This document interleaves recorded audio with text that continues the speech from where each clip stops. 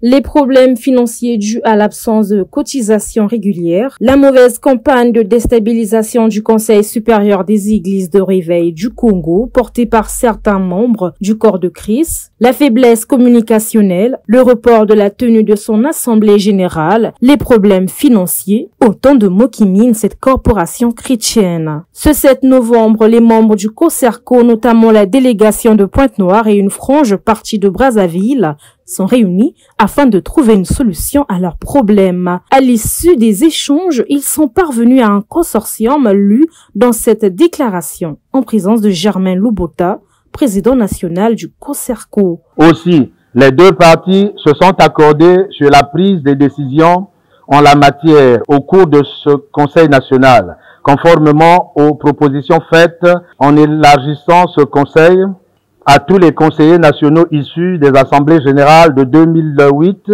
et 2015.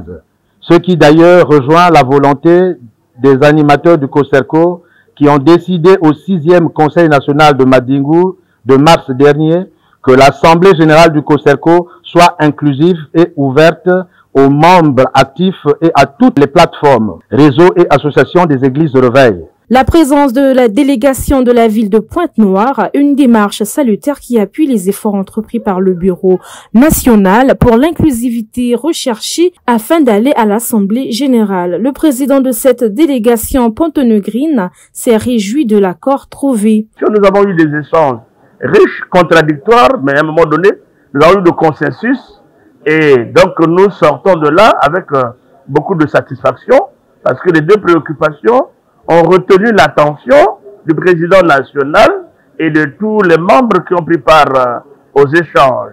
Et encore qu'après-demain, nous aurons donc en ligne le Conseil national pour traduire dans des faits ce qui a été dit tout à l'heure.